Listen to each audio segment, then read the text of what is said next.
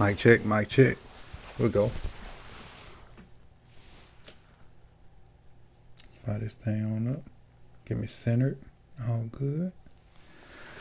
All right, welcome back to Sip the Tatter Films. I'm your host, Coach Evans. Wanted to get this video out before the combine stuff actually start, and it's going to start in about 15 minutes. So this should time up to, as soon as I finish this, be ripe and ready for the quarterbacks, receivers, and tight ends to do that thing at the combine. We're going to get into the Jermaine Johnson from Florida State. He's number 11, 6'5", 262 from Eden Prairie, Minnesota. I got to do some research, and I probably should have did this before I turned the camera on, but if I'm not mistaken, Johnson only had one season at Florida State. I forget what school he came from, but if I'm not mistaken, this is his only season. Let me open this up, and it might tell me right here.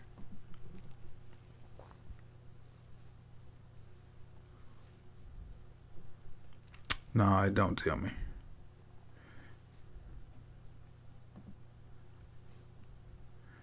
Yeah, Georgia. Came from Georgia. UGA. 2019 from Georgia, 2020 Georgia, and 2021 at FSU. And numbers changed drastically. In 2 seasons at Georgia, he had 6.5 sacks. He had 12 this year at Florida State. So that's where Jermaine Johnson came from. Just imagine this dude on that Georgia defense this year with them other guys. And that front seven was already nasty. And honestly, you know what? He might not have got to play. Honestly. But he did. This is one of the transfers that it worked out for him because he got a chance to get on the field, get some tape, and now he's probably going to be one of the higher drafted guys. But let's get into his film. Let's see. I think people think Johnson would test well. I'm not sure about that. He had a good Senior Bowl, but I'm going on one. It's different than the game. He also doesn't have the best plan for the rush. That's some of the stuff we're about to get into and see right here. So let me intermission you right now while I transition to the film.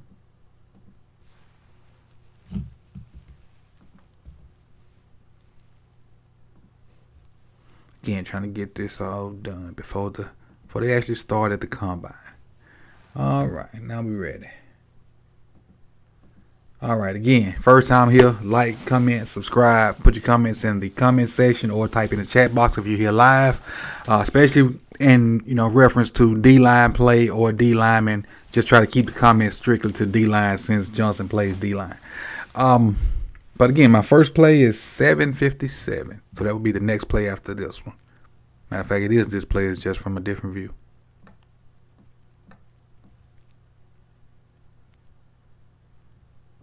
On the dot.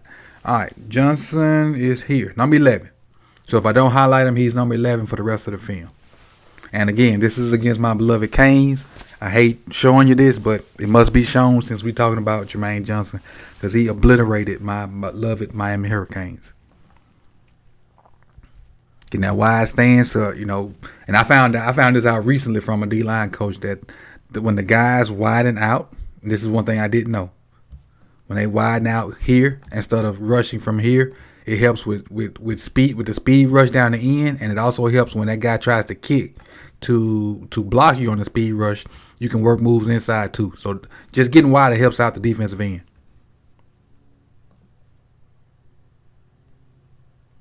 I don't really know. That was a crappy chip block, but he basically beat 2 people on this, and with speed. Really, pretty much just with speed. Let's see if there's any kind of nuance to the rush. There's no real move. Just take the hand placement is good though. His hand placement is good right here. He's gonna take that hand. I think he's just gonna shove him up and then dip right up under him. Got the offensive lineman hands up, made him, look like he doing a wobble. That's crazy. He turned this man all the way around. Oh, I bet he got clowned in film session. And almost got a sack fumble. It may have been a sack fumble. I don't remember. That's crazy. No real move on it. He just took the guy's hands, shoved them up, and dipped up under him. What's up, Roster Ravens? You doing all right? Let's go to our second play. All right, 850.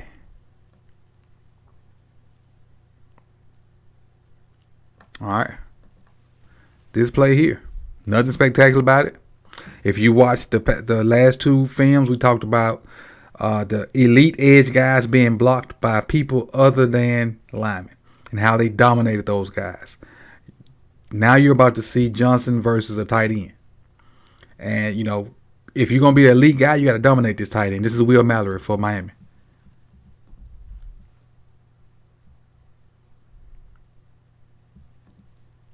Don't really dominate him. The edge technically is not set. Mallory is, I mean, he has good position on Mallory. But if they trying to run to the edge, if this guy takes this ball and tries to get out there, he still can be blocked. He hasn't turned Mallory back. He hasn't turned that shoulder backwards to set that edge. And Mallory started working with his feet.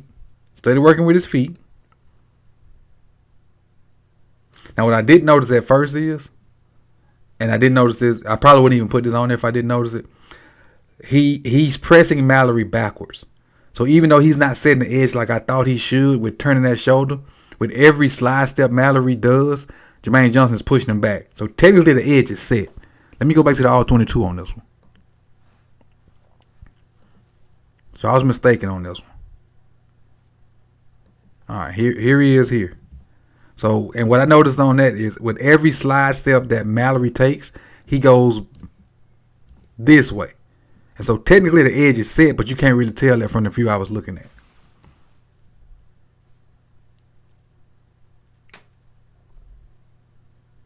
You see, they're on right now. They engage at like the 29, 28 yard line. Johnson has extension, which I didn't see at first. Look, Mallory started going backwards. He basically pushed him back to 3 or 4 yards. So that edge is set. So I'm wrong in that analysis right there, initial analysis, but I got it right. That edge is set. Now it doesn't look like he dominated him because I didn't throw him off or nothing like that. But that's pretty darn good setting the edge right there. Because if the running back wants to get around that, he now has to bubble around that. And when the running back does that, you got your other guys that can come up. Even you got to come downhill and make the tackle. Or you got this corner can come down here and make the tackle. Or if you had a linebacker here, he could run there and make the tackle. So that's a good job of setting the edge right there by 11.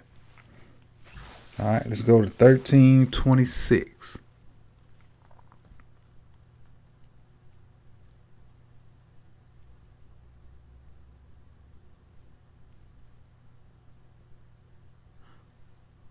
Now, with me changing my opinion of that play, it kind of messes up my setup for this play. Because initially, I had him kind of losing that battle.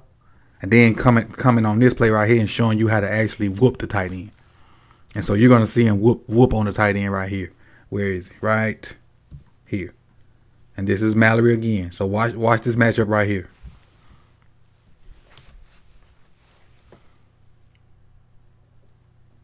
Now, you know, they got the ball out, but that's how I felt like he should have gotten rid of him earlier. That's how I felt like he should have gotten rid of him earlier.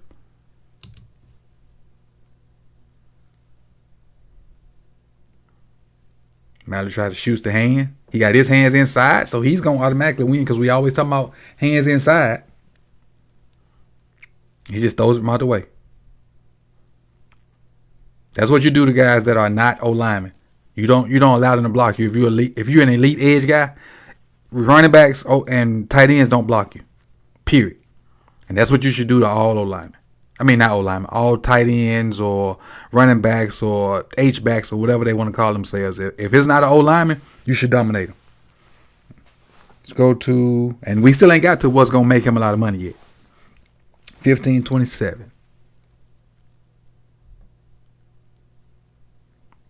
We ain't got to the main event yet. All right. Johnson right here. Versus number 60. I think this may be a prelude to the main event.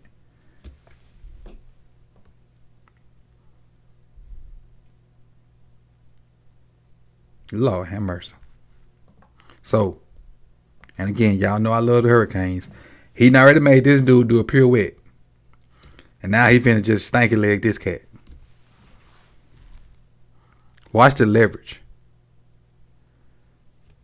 Takes that left arm, gets up under the breastplate of the shoulder pad, and just drive. Just drive. Just drive. Look, that's the thing of beauty right there. And even though, I don't know what happened with the pass or whatnot. Look at this, the offensive lineman on one leg. Look, this is his foot right here. This is the other lineman's foot in the air right there. That's how much leverage and drive and explosiveness that Johnson got coming off the edge. That's crazy. All right, let's go to the next one. 16-10. So it might be the next play. Is this the next play?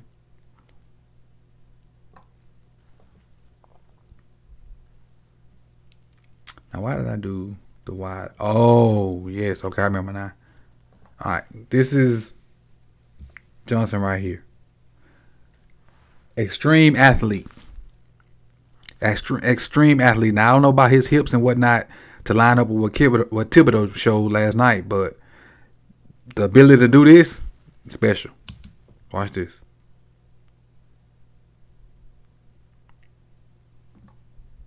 Now, it don't look like much because he was unblocked and he went and made the tackle. But you got to add a little nuance to it. So let me explain what's about to happen. He goes outside of him. Johnson don't try to touch him or whatnot. This guy goes outside of Johnson too. So what he does is he takes this step inside, allows this guy and this guy to go make their blocks. Then he turns on the Jets to go run down 12. Who's running full speed right now. It allows him to go by. The good thing about that is to go with his speed, he took a great angle. Watch the angle. Watch the angle he takes once he let him go by. So he took it 2 steps inside. Maybe 1.5 steps inside to allow 85 and 80 going clear. Watch this angle. This pursuit angle.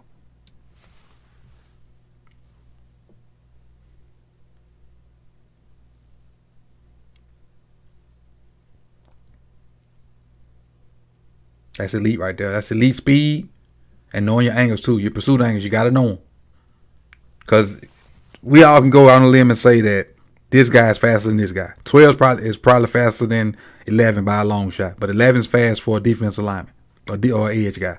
The great angle he took and the speed he got, he used very well in this case. And that's he did other stuff versus Miami that I can't bear to watch, but he just abused Miami, and they won that game. Let's go on to the BC game versus Boston College. I think I got 3 clips from that game. And we got 3 minutes before they start pushing out the whatever they're going to do at NFL Network with the Combine.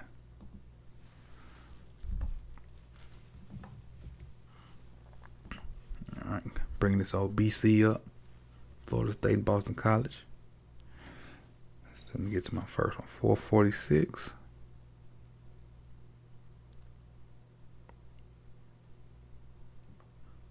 All right. Bringing you guys back in. All right. Here we go. He's our guy right here. Now, we always talk about edge guys, how they play the inside zone. So this is critical because with your Mar Jacksons, your Josh Allens, your Kyler Murrays, your Russell Wilsons, you got to be able to play. You got to be disciplined on the inside zone. Play, damn it. There we go.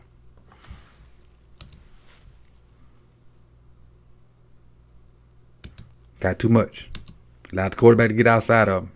Gave too much. Now let's see what he did wrong and comparing to the other guys we've watched. Now, other guys we've watched, when this tackle blocks down, in the inside zone look, excuse me, need to get that out. They come lateral and keep their shoulders up the field like that. Because the quarterback's reading the shoulders. When his shoulders turn that way, that's when the quarterback's going to pull it. So watch here. He got too much of a running start at the quarterback. At the running back. Because his shoulders are turned. So right now the quarterback knows I can pull it. Because he unless he's Superman, he can't stop and get me. He's in no man's land, actually. Actually, he's in no man's land because he came up the field. He kept his shoulders kind of square, but he came up the field. So he's in no man's land. He can't stop either thing now. He can't fall in. Like, cause if he get this ball in and cut it back behind that, he can't fall in and make that tackle because he's too far up the field. And he's to the point where he can't catch the quarterback on the pull. So he's in no man's land right there. This is a poorly played inside zone. Not to say he played like this all the time. Not bashing the brother like that. But I'm just saying this is a poorly played inside zone. And you got to be disciplined to play inside zone the same way every time. You have to trust on inside zone. You got to trust that the other 5 or 6 guys, however you got, going to make the tackle on the quarterback. On the running back. And you have to play that quarterback. Until you're for sure that he's handed that ball off. You can't allow a quarterback, especially not this guy. I don't know how fast he is, but I know he ain't Lamar Jackson, Josh Allen, Russell Wilson, other guys fast. Yeah, probably not even Joe Burrow fast. You can't allow that. Great tackle, though. Anytime you get a chance to hit the quarterback, that's what you do. Anytime you get a chance to hit the quarterback, you bang on him. All right. Next play. 7:57.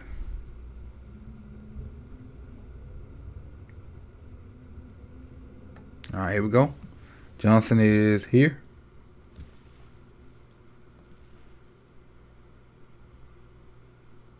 Got tight. All right, moves. So I'm going to pass rush. I'm going to widen out. Come back. I'm going to come tighter. Forget it. I'm just going to pass rush. That's what's going to get him paid right there. Even though he didn't get this sack, that's what's going to get him paid. Watch the hands. Watch the hands.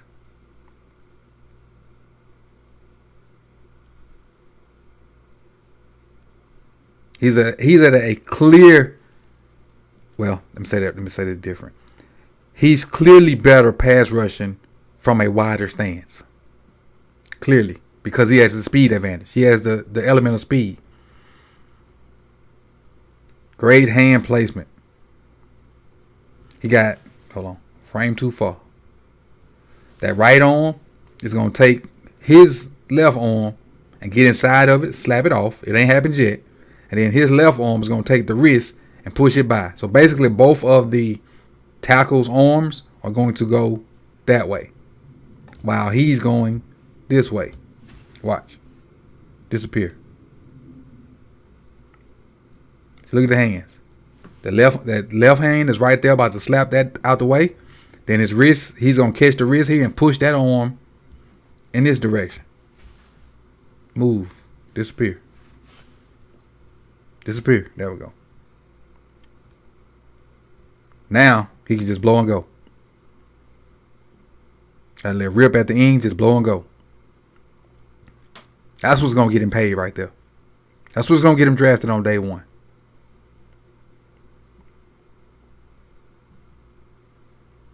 Because granted, he probably not as good as the 2 we've done this week. It's tough to find these qualities in a kid. And if you can get them and you can maximize them, it's something to be said. Now, hold on, we got one more play before we can kind of get into the synopsis. 12:22 maybe.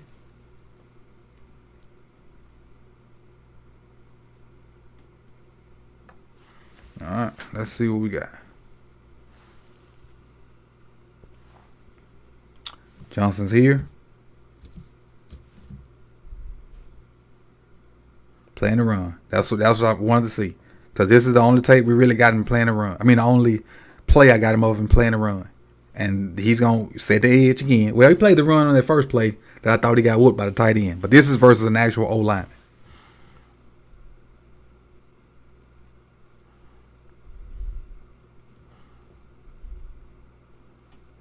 Great, good arm over, but it's a horrible lunge by the O-lineman. The O-lineman's in horrible placement, but he takes advantage of the horrible technique by the O-line. Swipes arm over him. Arm over swipe. Right there, ready for the running back.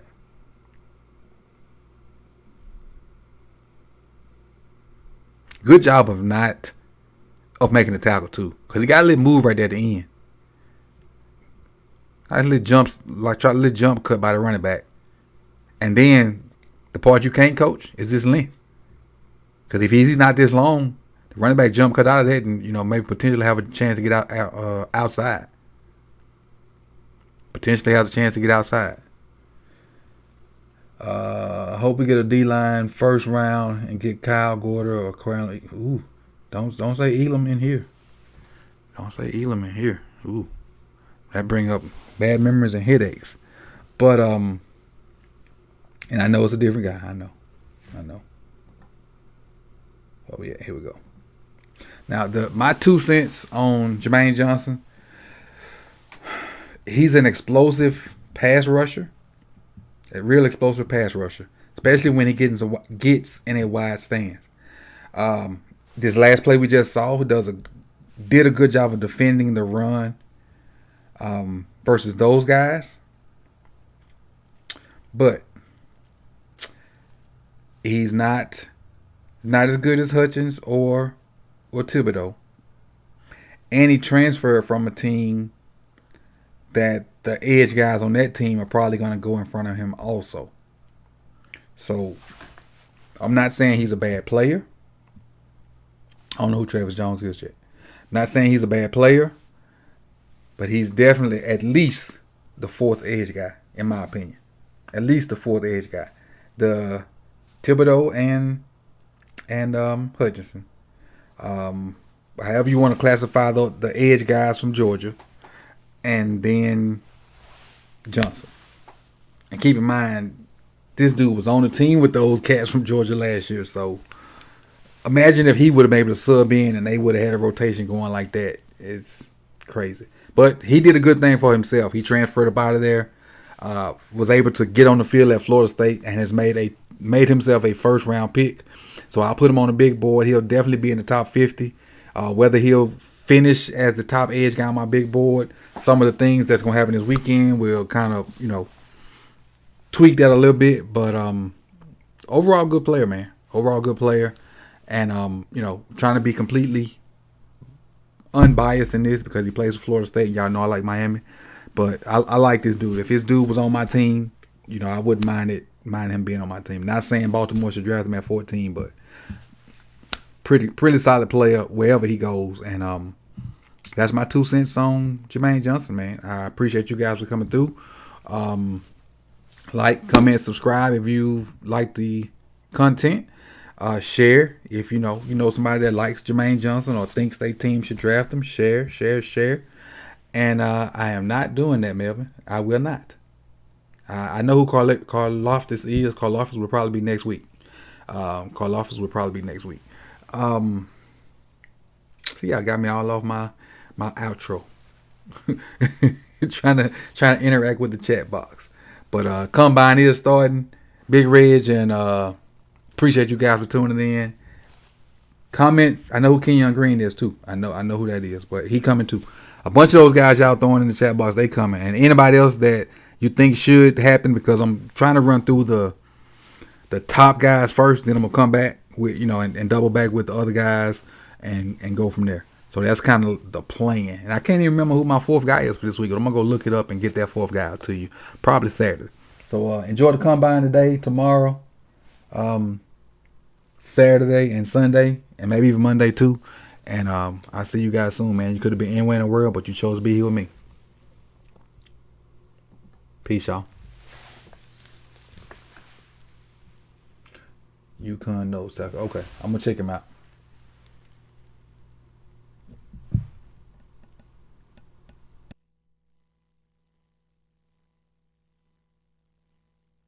Yeah, Charles, I forgot about Ojabo too.